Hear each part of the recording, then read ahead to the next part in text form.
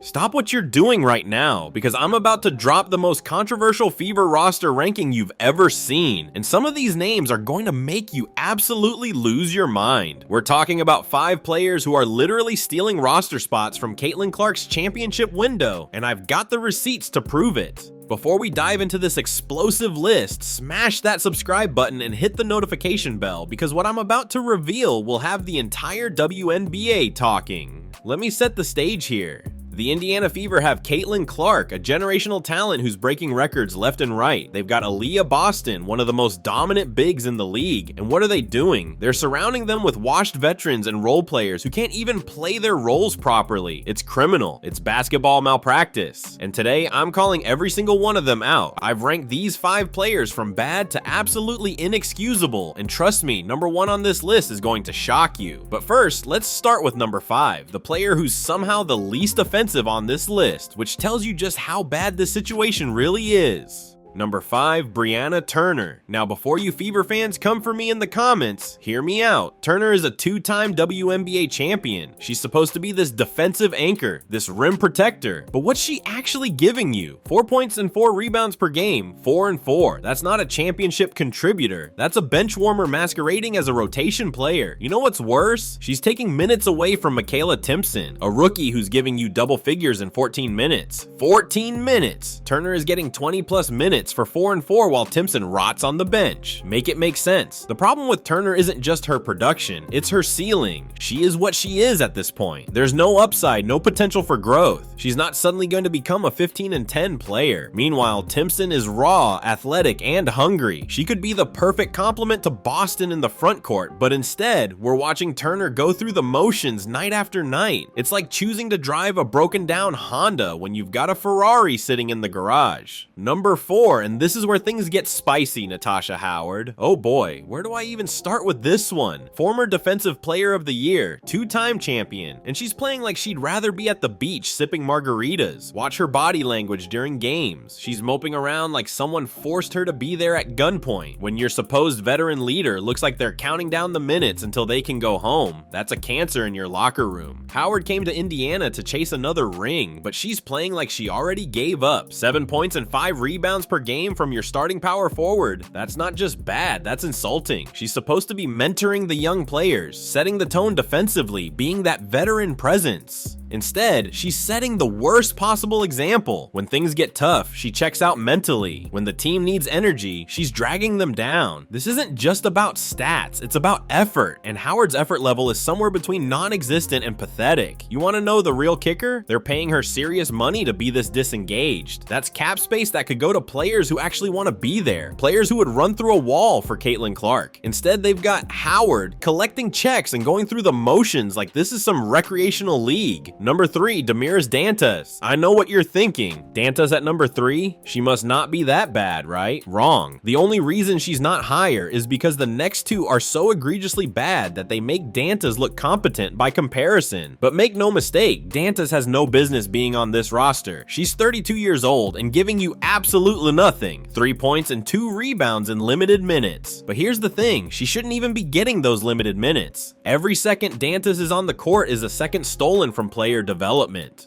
She's not a mentor. She's not a leader. She's not even a good practice player at this point. She's just there, taking up space, collecting a paycheck, and contributing nothing to winning basketball. The Fever kept Dantas over younger players who could actually develop into something. They chose nostalgia over progress. They chose comfort over competition. And for what? So she can wave a towel from the bench and occasionally hit a 3-pointer in garbage time? This is exactly the kind of decision that keeps franchises mediocre. You're trying to build a championship team around Caitlin Clark, and you're wasting roster spots on players who wouldn't even start in the G League. Number 2, and this is going to be controversial, but it needs to be said, Sydney Colson. Yes, I know she's injured now with a torn ACL, but let's be honest, the injury just saved the Fever from having to make a tough decision. Colson is 36 years old. 36! She's averaging less than 1 point per game. Less than 1. You could literally grab someone off the street and they'd probably give you the same production. But it's worse than just the stats. Colson represents everything wrong with the Fever's roster construction.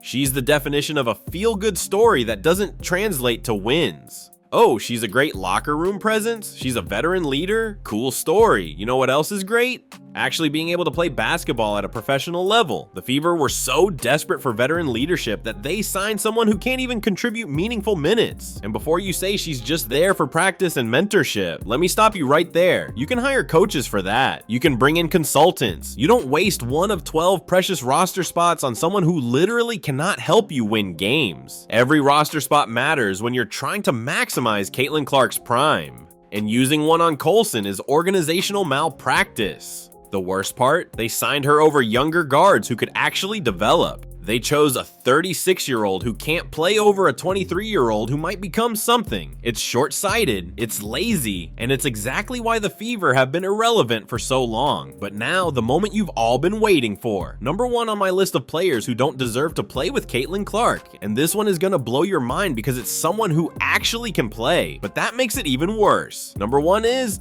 Kelsey Mitchell. I can already hear the keyboards clicking furiously in the comments. Mitchell is an all-star. She's averaging great numbers. She's been loyal to the franchise. And you know what? All of that is true, but that's exactly why she's number one on this list. Because unlike the others who are just bad at basketball, Mitchell is good enough to fool you into thinking she's part of the solution when she's actually the biggest problem. Mitchell wants max money for being the third best player on a team that hasn't won anything. She's a score-first guard who needs the ball in her hands to be effective. Sound familiar? That's exactly what Caitlin Clark does, except Clark does it 10 times better. You don't need two ball-dominant guards on the same team. It doesn't work. It's never worked. And it's not going to magically start working now. When Clark was injured and Mitchell had the chance to prove she could lead this team, what happened? They lost. Repeatedly. She put up numbers, sure, but they were empty calories. Stats without substance. Points without purpose. She's a good player trapped in the wrong situation, and her presence is actively preventing the Fever from building the right team around Clark. Here's the brutal truth about Mitchell. She's worth more to another team than she is to the Fever. On a team without a superstar point guard, Mitchell could be a valuable piece. But on a team with Caitlin Clark, she's redundant at best, detrimental at worst. The Fever need shooters who can play off ball. They need defenders who don't need touches to stay engaged. They need role players who embrace their roles. Mitchell is none of those things. And the money issue makes it even worse. If you pay Mitchell what she wants, you're capping out your roster with a player who doesn't fit. That's how you waste championship windows. That's how you become the Portland Trail Blazers, always good enough to make the playoffs, but never good enough to actually win anything. The Fever have a choice. They can be sentimental and keep Mitchell because she's been loyal, or they can be ruthless and trade her for pieces that actually fit around Clark and Boston. Champions choose ruthless. Losers choose sentimental. Which one do you think the Fever will choose? Now let's talk about what the roster should look like without these 5 albatrosses. Imagine Caitlin Clark running point with shooters who actually move without the ball. Imagine Aliyah Boston with athletic forwards who can switch on defense and space the floor on offense. Imagine a bench full of hungry young players who know their roles and execute them perfectly. Instead, we've got Turner clogging the paint, Howard moping around, Dantas collecting retirement checks, Colson cheerleading from the bench, and Mitchell demanding max money for being a square peg in a round hole. It's basketball malpractice of the highest order. You want to know who should be on this team? Sophie Cunningham, absolutely. She gets it. She came here to protect Clark and hit open shots. Lexi Hull, without question. Elite defender who doesn't need the ball. Michaela Timpson, the future. Give her Mitchell's minutes and watch her flourish. These are the players who understand that this is Caitlin Clark's team, and everyone else is here to support that vision. The clock is ticking on the Fever's championship window. Every game with these 5 players is a game wasted. Every minute they play is a minute stolen from players who could actually contribute to winning basketball. The Fever front office needs to wake up and smell the coffee. This isn't working. It's never going to work. And the longer they wait to make changes, the more likely it is that Caitlin Clark starts looking at other teams. Because let's be real here. If you're Caitlin Clark and you're watching Sydney Colson get minutes while you're trying to win a championship, how long before you start questioning if this organization is serious about winning? How long before you start wondering if maybe, just maybe, you'd be better off somewhere else? That's the real danger here. It's not just about wasting this season. It's about sending a message to your franchise player that you're not serious about winning. The solution is simple but requires courage. Cut Colson immediately. The injury makes this easy. Buy out Howard and Dantas. They're contributing getting nothing anyway. Trade Turner for literally anything, a second-round pick, cash considerations, I don't care. And most importantly, trade Mitchell while she still has value. Package her for multiple role players who fit, or draft picks to build for the future. Will it be painful? Yes. Will fans be upset? Probably. But you know what's more painful? Watching Caitlin Clark's prime years slip away because you were too scared to make tough decisions. You know what fans will be more upset about? Clark leaving in free agency because you surrounded her with players who don't deserve to share the court with her. The blueprint for success is right there. The Warriors didn't keep players who didn't fit around Curry. The Spurs were ruthless about maintaining their culture around Duncan. The Fever need to be equally ruthless around Clark and Boston. Every player on that roster should wake up every day thinking about how they can make Clark and Boston better. If they're not doing that, they shouldn't be there. Period. These 5 players I've listed, they're the antithesis of what the Fever need. They're either too old, too expensive, too selfish, or too disengaged to contribute to a winning culture. They're the reason the Fever are stuck in mediocrity instead of competing for championships. They're the reason Caitlin Clark has to work twice as hard to carry this team. So there you have it, my controversial ranking of the 5 Fever players who don't deserve to play with Caitlin Clark: Turner, Howard, Dantas, Colson, and yes, Mitchell. Each one needs to go for different reasons, but they all need to go. The Fever have a generational talent in Clark and a dominant big in Boston. They can't afford to waste any more time with players who don't fit, don't care, or don't contribute. What do you think? Am I being too harsh or not harsh enough? Who would you add to this list? Drop your thoughts in the comments below, and don't forget to hit that like button if you agree it's time for the Fever to clean house. Subscribe for more honest Fever content because someone needs to tell the truth about this roster.